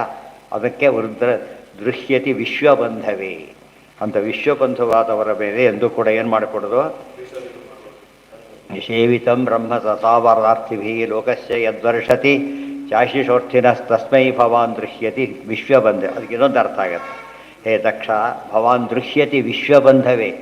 ರುದ್ರದೇವರು ಕೂಡ ಯಾರವರು? ವಿಶ್ವಬಂಧುಗಳೇ ಅವರು ಕೂಡ. ಯಾಕೆ ಮನಸ್ಸಿಲ್ಲವರು ಯಾರು ಧ್ಯಾನ ಮಾಡ್ಲಿಕ್ಕೆ ಬರೋದು? ಮನಸ್ಸು ಬಂದು ಎಲ್ಲಿ ಬಂದಿದೆ ಹೇಳಿ ನೋಡೋಣ. ಆತ್ಮೈವ ಹಿ ಆತ್ಮನೋ ಬಂಧು ಆತ್ಮೈವ ರಿಪುರಾತ್ಮನಃ ಭಗವದ್ಗೀತೆ ಇರಬೇಕು. ಒಂದು ಫುಲ್ಲು ಮ್ಯಾಚ್ ಆಗುತ್ತೆ, ನೆನ್ಪಿಟ್ಕೊಂಡಿರ್ಬೇಕು. ವಿಶ್ವಬಂಧು ಅವರು. ಇನ್ನೊಂದು ಅರ್ಥ, ವಿಶ್ವ ಅಂದರೆ ವಿಷ್ಣು. ವಿಶ್ವವೇ ವಿಷ್ಣುವೇ ಅವರೇ ಬಂಧು. ಗೊತ್ತಾಯ್ತಾ? ವಿಶ್ವ ಅಂದರೆ ವಾಯುದೇವರು, ಅವರವರಿಗೆ ಬಂಧುಗಳು. ಅಂಥ ರುದ್ರ ದ್ವೇಷ ಮಾಡ್ತೀಯ ನೀನು. ಅವ್ರು ಇಲ್ಲದೆ ಹೋದರೆ ಯತ್ಪಾದ ಪದ್ಮಂ ವಿಶ್ವ ದೇವರ ಹೆಸರು, ವಿಷ್ಣು ಹೆಸರು ಅದು. ಯತ್ಪಾದ ಪದ್ಮಂ ಮಹತಾಂ ಮನೋಲಿಭಿ ನಿಷೇವಿತಂ ಬ್ರಹ್ಮ ರಸಾರ್ಥವಾದಿಭಿ. ದೊಡ್ಡ ಯಾರು ಪರಮಾತ್ಮ ವಿಷಯ ತಿಳ್ಕೋಬೇಕು ಅಂತಿದ್ದಾರೆ, ಮನನ ಮಾಡಲಿಕ್ಕೆ ಹೊರಟಾಗ ಮನಸ್ಸು ಬೇಕು. ದುಂಬಿಯಂತೆ ವರ್ಕ್ ಮಾಡಬೇಕದು. ಮಾಡೋದು ಯಾರಿಂದ? ಯತ್ಪಾದ ಪದ್ಮಂ ಮಹತಾಂ. ಗೊತ್ತಾಯ್ತು? ಅವ್ರ ಪಾದಪದ್ಮ ಹಿಡಿಬೇಕು. ನಾವು ರುದ್ರದೇವರು ಪಾದಪದ್ಮ ಹಿಡಿಬೇಕಿದ್ರೆ ಸಾಧ್ಯ ಇಲ್ಲ. ಲೋಕಸ್ಯ ಯದ್ವರ್ಷತಿ ಚಾಶಿಷೋ ಅರ್ಥಿನಃ. ರುದ್ರದೇವರು ಕೂಡ ಏನು ಮಾಡ್ತಾರೆ? ಭಕ್ತರು ಬೇಕಾಷ್ಟು ವರ ಕೊಡು. ಅದಕ್ಕೆ ಅವ್ರ ಹತ್ರ ಜಾಸ್ತಿ ಜನ ಹೋಗೋದು. ಆದರೆ ಒಳ್ಳೆಯವರಿಗೂ ಕೂಡ ದೊಡ್ಡ ದೊಡ್ಡ ವರ ಕೊಡ್ತಾರೆ. ಅವರು ಅಂಥವ್ರ ಮೇಲೆ ದ್ರೋಹ ಮಾಡ್ತೀಯಾ ಅಂತ ಬೈತಾರೆ. ಮೊದಲು ಜಗಳಾಡ್ಕೊಂಡು ಬಂದು ಅವ್ರು ರುದ್ರದೇವ್ರ ಹತ್ರ ಏನು ಮಾಡ್ಕೊಂಡು ಬಂದಿದ್ರು ಅವ್ರು? ಆಗ ನಾನು ಹೋಗ್ತೀನಿ ಅಂತೇಳಿ. ಯಾವಾಗ ಇದಾಯಿತು ಗೊತ್ತಾಯ್ತು. ಒಂದು ಕಡೆ ತಂದೆ, ಒಂದು ಕಡೆ ಗಂಡ. ಯಾರು ಪ್ರಧಾನ ಆಗಬೇಕು? ಹೆಂಗಸರಿಗೆ ಗಂಡ ಪ್ರಧಾನ ಆಗಬೇಕು. ಅದು ಹೇಳ್ತಾ, ಅದು ಎಷ್ಟು ದೊಡ್ಡವರು. ಸುಮ್ಮನೆ ಭಕ್ತಿ ಮೆಕ್ಯಾನಿಕಲ್ ಭಕ್ತಿ ಮಾಡ್ತಾ ಇಲ್ಲ ನಾನು, ಎಷ್ಟು ಅರ್ಥ ಇದೆ ಅಂತ ಹೇಳ್ತಾರೆ. ಬ್ರಹ್ಮ ರಸಾರ್ಥವಾನ್ ಕ್ರಿಯಮಾಣಂ ಮನೋಲಿಭಿ ಅಂದರೆ ಪ್ರತಿಯೊಬ್ಬ ಶಿಷ್ಯರು ಕೂಡ ತಮ್ಮ ಮನಸ್ಸಿನ ದೇವರ ಪಾರಪದ ಚಿಂತನೆ ಮಾಡಬೇಕಾದ್ರೆ ವೃದ್ಧ ಅನುಗ್ರಹ ಬೇಕದು. ಅಂತ ಅನುಗ್ರಹವನ್ನು ಪಡ್ಕೊಳ್ಳೋದು ಬಿಟ್ಟು ಆಗ್ರಹ ಮಾಡ್ತಿದ್ದೀಯಾ, ದ್ರೋಹ ಮಾಡ್ತಿದ್ದೀಯಾ ಅಂತ ಬೈತಾರೆ. ಅದು ಕಂಟಿನ್ಯೂ ಮಾಡ್ತಾರೆ. ಈಗ ಕಿಂವಾ ಶಿವಾಖ್ಯಮಶಿವಂ ನ ವಿದುಸ್ತ್ವದನ್ನೇ ಬ್ರಹ್ಮಾದಯಸ್ತಮವಕೀರ್ಯ ಜಟಾಹ ಶ್ಮಶಾನೆ ತನ್ಮಾಲ್ಯ ಭಸ್ಮ ನೃಕಪಾಲ್ಯವಸತ್ ಪಿಶಾಚೈಃ ಮೂರ್ಧಭಿಃ ಯೇ ಮೂರ್ಧಭಿಃ ದಧತಿ ತಚ್ಚರಣಾವಸೃಷ್ಟಂ ಬ್ರಹ್ಮಾದಯೋ ಬ್ರಹ್ಮಪುತ್ರಾಃ. ಇನ್ನೊಂದು ಎಷ್ಟು ಚೆನ್ನಾಗಿದೆ. ರುದ್ರದೇವರ ಮಹಿಮೆ ಹೇಳುತ್ತಾರೆ. ಕಿಂವಾ ಶಿವಾಖ್ಯಂ ಅಶಿವಂ ನ ವಿದುಸ್ತ್ವದನ್ನೇ. ನೀವು ಶಿವನನ್ನು ತಿಳಿದಿಲ್ವಲ್ಲ, ಎಂಥ ಮಂಗಳ ನಿನ್ನ ಕೆಲಸ ಅಂತ ಯಜ್ಞ ಮಾಡ್ತೀವಿ. ಏನು ಮಂಗಳ ಇದು? ಶಿವನ್ನೇ ಬಿಟ್ಟು ಏನು ಶಿವ ಬರುತ್ತೆ ನೀವೀಗ? ಗೊತ್ತಾಯ್ತಾ? ದುರ್ಯೋಧನ ಪುಂಡರೀಕಾಯಾಗ ಮಾಡಿದ, ಪುಂಡರೀಕನಿಗೆ ಆಹ್ವಾನ ಇಲ್ಲ. ಗೊತ್ತಾಯ್ತಿಲ್ಲ? ಪುಂಡರೀಕಾಯಾಗ ಹೆಸರು ಅದಕ್ಕೆ. ಅಲ್ಲಿ ಯಾರು ವರನೇ ಇಲ್ಲ, ಮದುವೆ ಮಾಡ್ತೀನಿ ಅಂತ ಹೊರಟಾಗಿದೆ ನೋಡಿ. ಇಲ್ಲಿ ಶಿವಾಖ್ಯಂ ಅಶಿವಂ ನ ವಿದುಸ್ತೆ. ನಿಜವಾಗಲೂ ಕೂಡ ಶಿವ ಅತ್ಯಂತ ಮಂಗಲಕರ.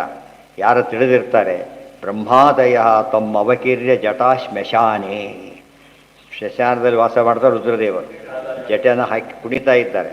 ಆದರೆ ಏನಾಗುತ್ತೆ ಅದರಿಂದ, ಬ್ರಹ್ಮಾದಿಗಳು ತಮ್ಮ ಜಟೆಗಳಿಂದ ವಿಶೇಷವಾಗಿ ಬೀಳ್ತಾ ಇವರ ಧೂಳನ್ನು ತನ್ಮಾಲ್ಯ ನೋಡಿ, ತನ್ಮಾಲ್ಯ ಭಸ್ಮಾನ್ ರುಕಪಾಲಿ ಅವಸತ್ ಪಿಶಾಚೈ.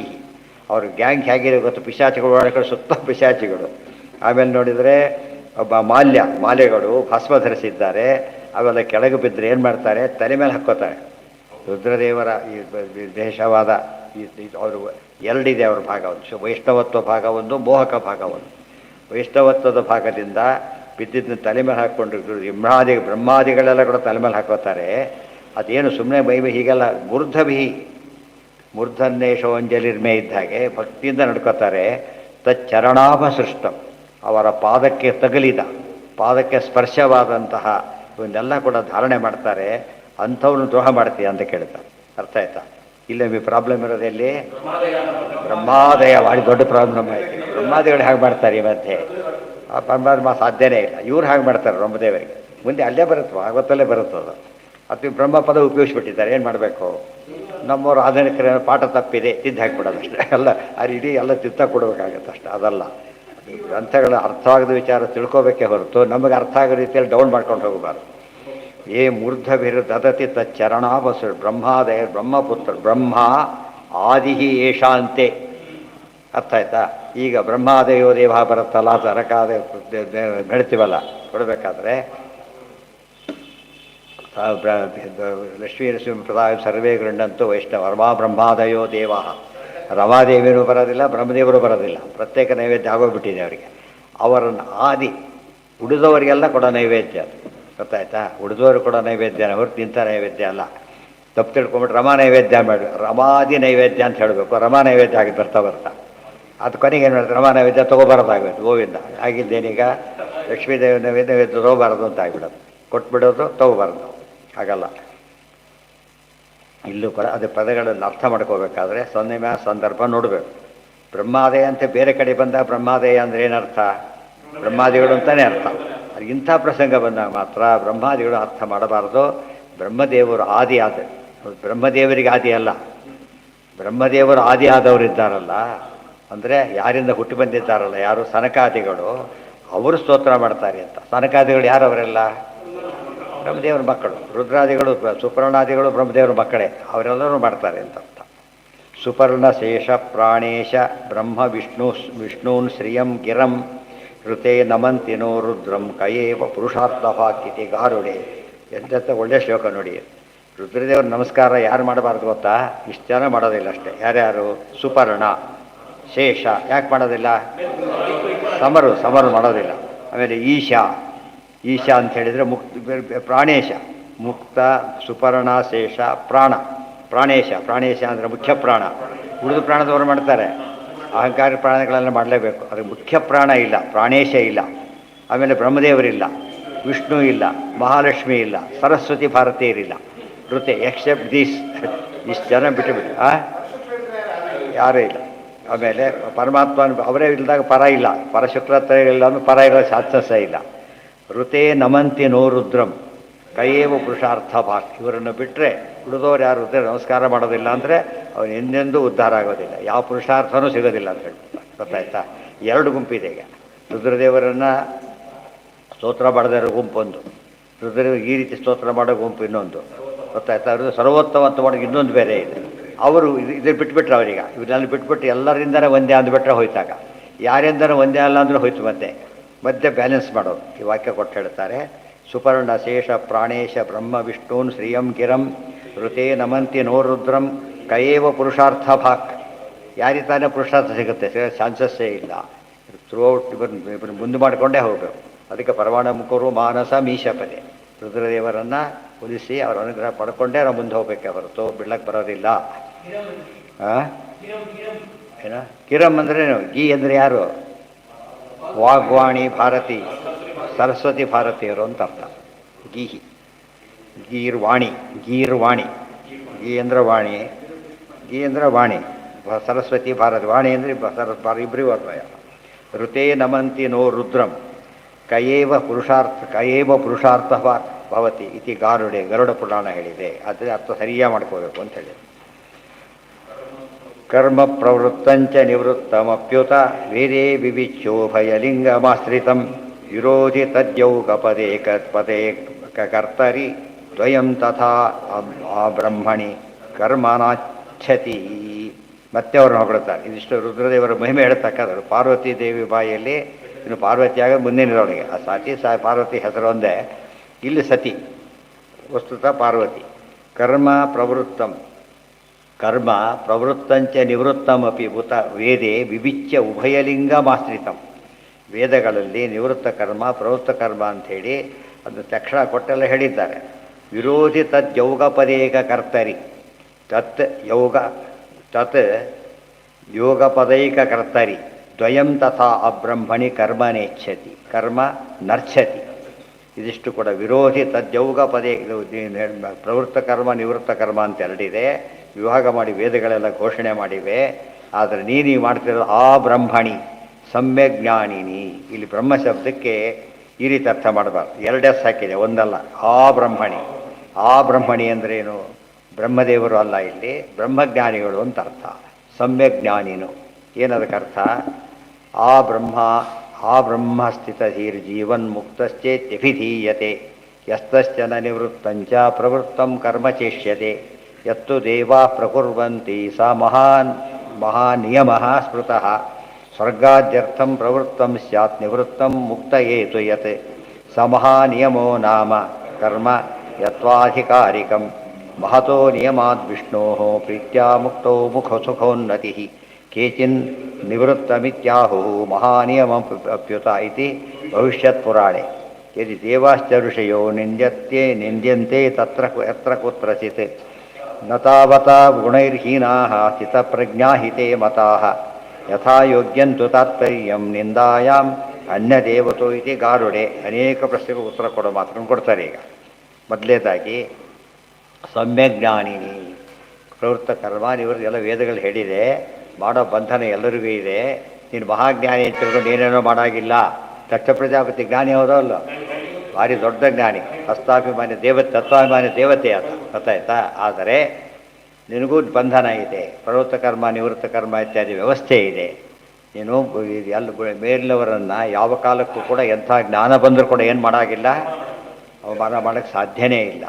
ಅದನ್ನು ನೀನು ಏನೇನೋ ಮಾಡ್ತಿದ್ದೀಯ ಅಂತ ತಿಳ್ಕೊಂಡು ಎಷ್ಟು ತಪ್ಪು ಮಾಡ್ತಿದ್ದೀಯ ನೋಡು ಅಂತ ಹೇಳ್ತಾರೆ.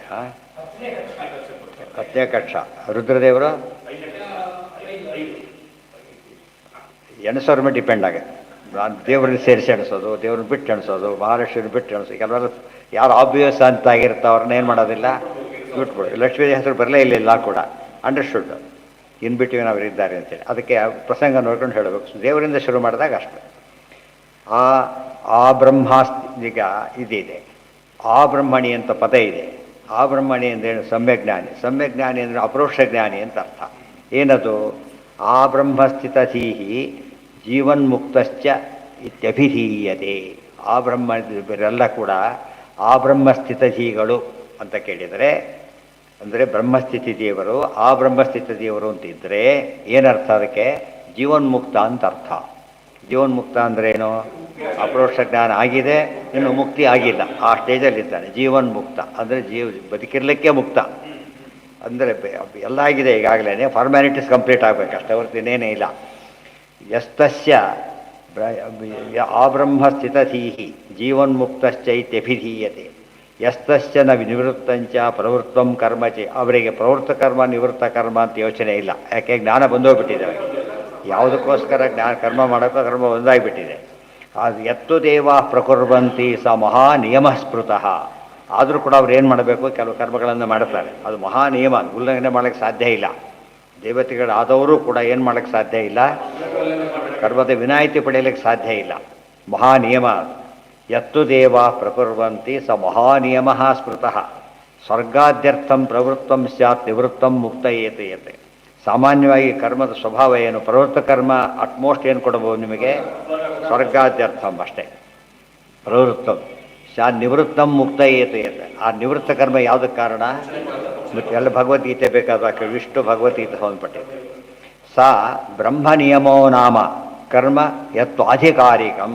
ಒಂದು ಕೆಲಸ ಇದೆ, ಸ್ವಲ್ಪ ಗಮನ ಕೊಟ್ಟು ಕೇಳಿದ್ರೆ ಗೊತ್ತಾಗುತ್ತೆ. ದೇವತೆಗಳು ಕೂಡ ರುದ್ರದೇವರೇ ಇದ್ದಾರೆ ಅಂತ ತಿಳ್ಕೊಬೇಡ. ಅವ್ರು ಏನು ಮಾಡಿದ್ದಾರೆ? ವಿಶೇಷವಾದ ವೃದ್ಧ ಪದವಿಗೋಸ್ಕರ ವಿಶೇಷ ಕರ್ಮಗಳನ್ನು ಮಾಡ್ತಾರೆ. ಅದೇ ರೀತಿ ಇಲ್ಲಿ ಉಳಿ ಎಲ್ಲ ದೇವತೆಗಳು ಕೂಡ ಆ ಪದವಿ ಸಿಗಬೇಕಾದ್ರೆ ಏನು ಮಾಡಬೇಕು? ಕೆಲವು ಕರ್ಮ ಮಾಡಬೇಕು. ನೋಡೋದಕ್ಕೆ ಏನು ಅನಿಸ್ತದೆ? ಪ್ರವೃತ್ತ ಕರ್ಮ ಕಂಡ ಕಾಣುತ್ತೆ. ಯಾಕೆ? ಪದ ಉದ್ದೇಶ ಮಾಡ್ತಿದ್ದಾರಲ್ಲ, ಪ್ರವೃತ್ತ ಕಂಡ ಕಾಣುತ್ತೆ. ಆದರೆ ಅದಲ್ಲ, ಅವ್ರಿಗೇನದು ವಿಧಿ ಅದು. ಗೊತ್ತಾಯ್ತು? ತನ್ನ ಡಿಪಾರ್ಟ್ಮೆಂಟಲ್ಲೇ ಪ್ರಮೋಷನ್ ತೊಗೊಂಡ್ರೆ ತಪ್ಪಲ್ಲ, ಗೊತ್ತಾಯ್ತಿಲ್ಲ. ಈಗ ಇನ್ನೊಂದಕ್ಕೆ ತಾನು ಸಲ್ಲದಕ್ಕೆ ಅಪೇಕ್ಷೆ ಪಟ್ಟರೆ ದೋಷ ಆಗುತ್ತೆ. ಅದೇನು ಪಾರ್ಟ್ ಆಫ್ ದೇರ್ ಇದು ಸಾಧನೆ. ಆ ಪದವಿ ಬೇಕಾದ ಪದವಿಗೋಸ್ಕರ ಅಲ್ಲ, ಯಾವುದಕ್ಕೋಸ್ಕರ ಬೇಕದು? ಆ ಪದವಿಯಲ್ಲಿದ್ದು ಸಾಧನೆ ಮಾಡಕ್ಕೆ ಬರುತ್ತೆ. ಆದ್ದರಿಂದ ಇಷ್ಟಪಡ್ತಾರೆ. ಅವ್ರಿಗೆ ಏನಂತ ಕರಿಬಾರ್ದು? ಅದನ್ನು ಪ್ರವೃತ್ತ ಕರ್ಮ ಅಂತ ಕರಿಬಾರ್ದು. ಆದರೆ ಉಳಿದವರು ಪ್ರಯತ್ನ ಪಟ್ಟರೆ, ನಾವೆಲ್ಲ ಪ್ರಯತ್ನ ಪಡೋದು ಯಾವುದಕ್ಕೋಸ್ಕರ? ಬರೀ ಪ್ರವೃತ್ತ ಕರ್ಮನೇ. ನಿವೃತ್ತ ಕರ್ಮ ಅಂತ ಸುಮ್ಮನೆ ಬ್ಯಾನರ್ ಹಾಕ್ಯಾರ, ಏನು ಬ್ಯಾನರ್ ಚೇಂಜ್ ಮಾಡಿದಾಗುತ್ತೆ ಹೊರತು ವಸ್ತುಸ್ಥಿತಿ ಏನದು? ಪ್ರವೃತ್ತ ಕರ್ಮನೇ. ಹಾಗಾಗಬಾರದು. ಸ್ವರ್ಗಾದ್ಯರ್ಥಂ ಪ್ರವೃತ್ತಂ ಬೃಹತೋ ಸ ಮಹಾನಿಯಮೋ ನಾಮ ಕರ್ಮ ಎತ್ತು ಅಧಿಕಾರಿಕ. ಅವರಿಗೆ ಮಹಾನಿಯಮ ಅಂತಿದೆ.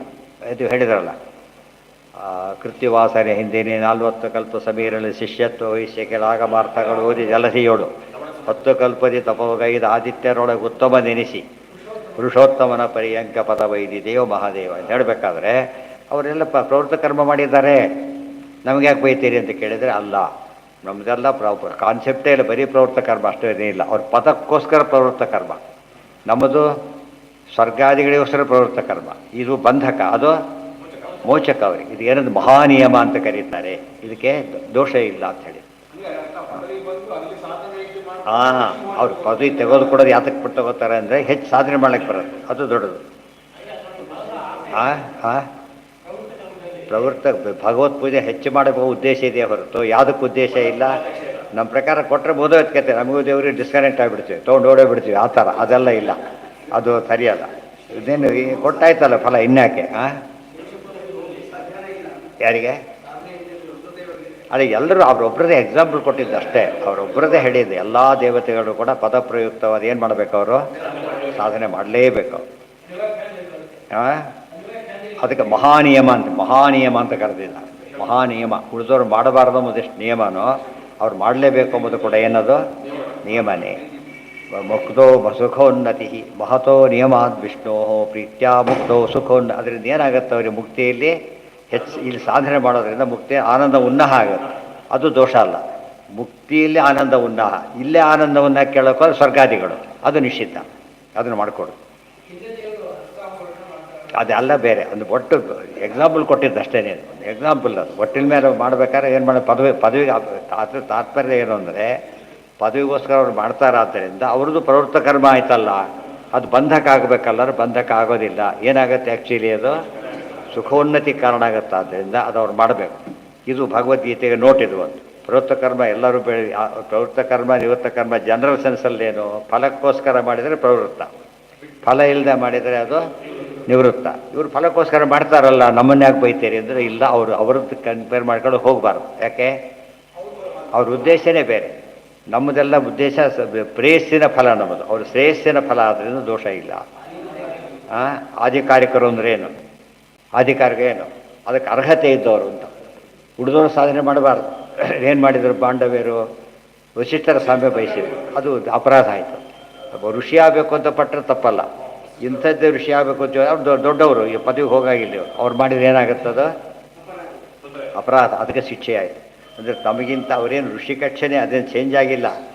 ಅಷ್ಟರಲ್ಲೇ ಸುಪೀರಿಯಾರಿಟಿ ಕ್ಲೇಮ್ ಮಾಡಕ್ಕೆ ಹೊಟ್ಟಿದ್ದಕ್ಕೆ ಬಂಧಕ ಆಯಿತು ಅವರಿಗೆ. ಇನ್ನು ಅಹಂ ಬ್ರಹ್ಮಾಶ್ವರನಿಗೆ ಎಷ್ಟು ಬಂಧಕ ಆಗ್ಬೋದು ಯೋಚನೆ ಮಾಡಿ. ದೊಡ್ಡ ಅಪರಾಧ ಎಂದು ಮಾಡ ಹಾಗಿಲ್ಲ. ಕೇಚಿನ್ ನಿವೃತ್ತ ಮಿತ್ಯಾಹು.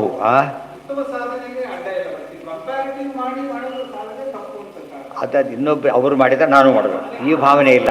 ನನ್ನ ಯೋಗ್ಯತೆ ಪ್ರಶ್ನೆ ಹೇಳಿದ್ನಲ್ಲ, ಮುಂದೆ ದೊಡ್ಡ ಕಾರ್ ಬಂತು, ಟ್ರಾಕ್ಟರ್ ದಾರಿ ಕೊಟ್ಬಿಟ್ಟ ಅಷ್ಟೇ ಹೊರತು ಇನ್ನೊಂದು ಟ್ರಾಕ್ಟರ್ ಕೊಡಲ್ಲ ಅವನು. ಅಡ್ಡ ಹೋಗ್ತಾರೆ. ಯಾಕೆಂದರೆ ತನ್ನ ಪ್ರಶ್ನೆ ಈಗ ಅದು ಇದು ಹಾಗಲ್ಲ. ಕಂಪೇರ್ ಮಾಡಿ ಹೋಗಲೇಬಾರ್ದು. ಅವ್ರು ಅಷ್ಟು ಏನು ಮಾಡ್ತಾನೆ, ಎಷ್ಟು ಸಾಧ್ಯನೋ ಅಷ್ಟು ಬೇಗ ಸಾಧ್ಯ ಕೊಟ್ಬಿಡ್ರಿ. ಏನು ಆಗದೆ ಹೋದರೆ ಪ್ರಾಬ್ಲಮ್ ಇದ್ದರೆ ಹೇಳ್ತಾರೆ, ಸ್ವಲ್ಪ ನಿಲ್ಲಿಸು ಅಂತ ಹೇಳ್ತಾರೆ. ಯಾಕೆ?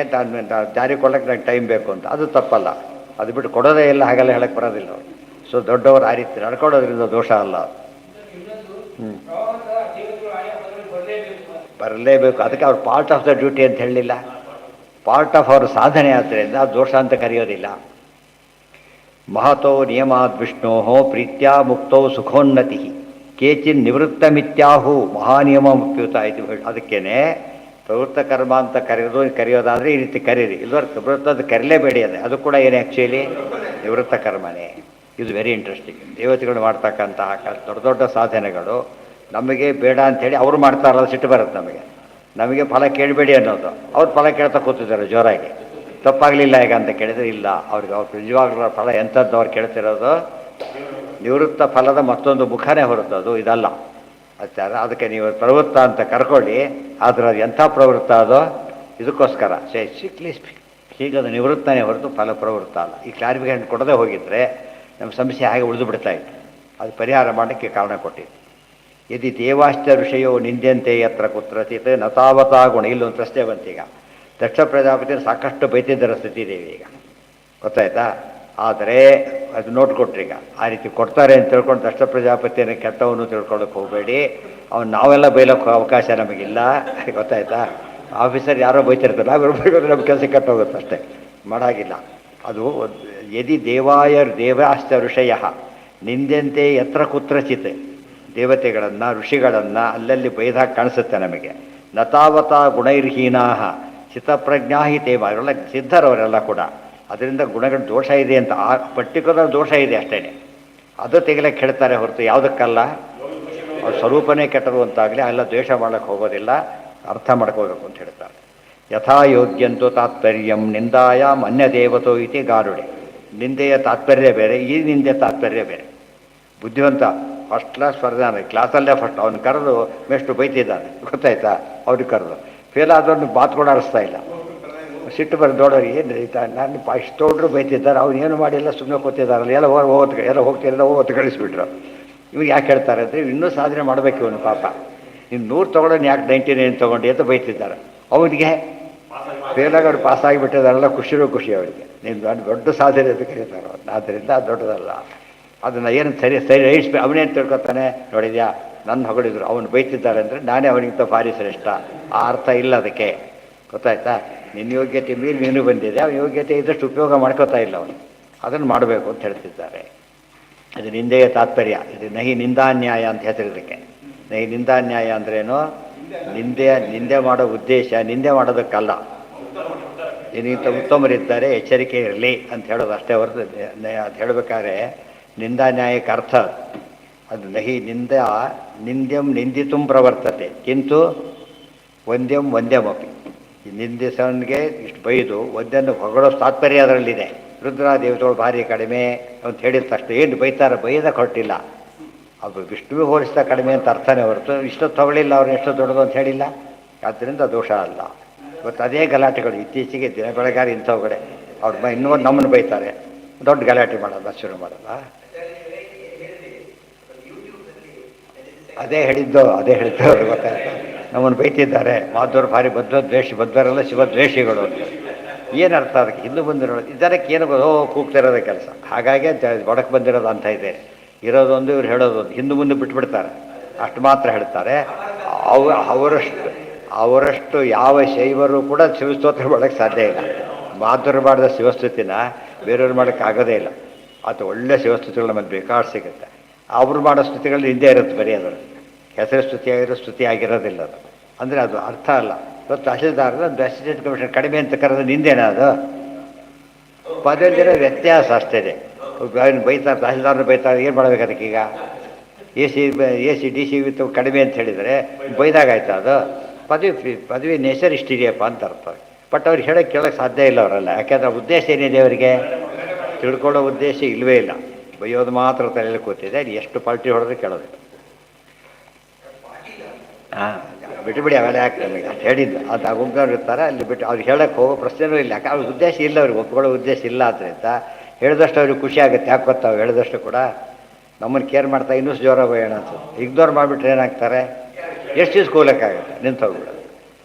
ಈ ಚತುರ್ಥ ತಿಳಿದವ್ರು ಇರ್ತಾರೆ, ಅವರು ಎಲ್ಲ ಅರ್ಥ ಮಾಡ್ಕೋತಾರೆ. ಅದು ಎಲ್ಲರಲ್ಲೂ ಹಾಗಿಲ್ಲ ಪಾಪ. ಆ ಒಬ್ಬರಲ್ಲೂ ಕೂಡ ಎಷ್ಟೋ ಸರಿಯಾಗಿ ಯೋಚನೆ ಮಾಡೋರು ಇರ್ತೇ ಅವ್ರು ಬೈದಿಲ್ಲ, ಹೀಗಿದೆ ಅವ್ರ ಪದ್ಧತಿ, ಅವ್ರ ಮತ ಅಪ್ಪ ಅದು ಅಷ್ಟೇ.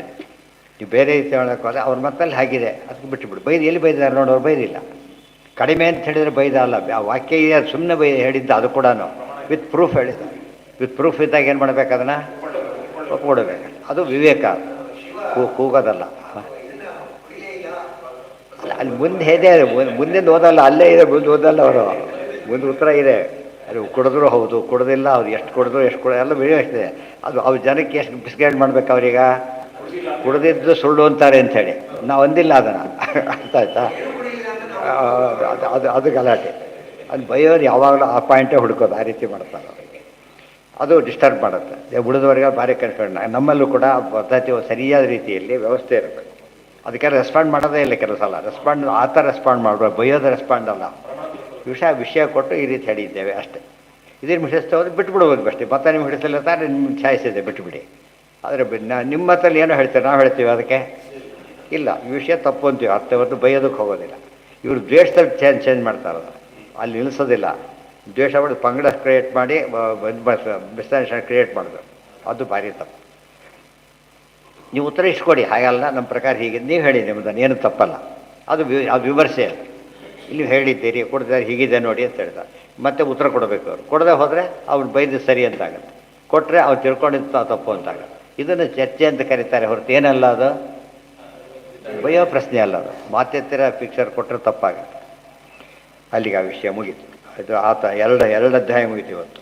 ಮೂರನೇ ಪಂಚಮೋಧ್ಯಾಯ ನೆಕ್ಸ್ಟ್. ಇವೆಲ್ಲ ಸರಿಯಾಗಿ ಓದಿದರೆ ಎಷ್ಟು ವಿಷಯಗಳು ಪ್ರತಿಯೊಂದನ್ನು ಬ್ಯಾಲೆನ್ಸ್ ಮಾಡ್ತಾ ಹೋಗ್ತಾರೆ. ಯಾವ್ಯಾವುದು ನಿಂದೆ ಪದ ಕಾಣಬಾರದಲ್ಲಿ, ದಕ್ಷಪ್ರಯತ್ನ ನಿಂದೆ ಆಗಿಲ್ಲ ಅನ್ನೋದನ್ನು ಸ್ಪಷ್ಟಪಡಿಸಿದೆ.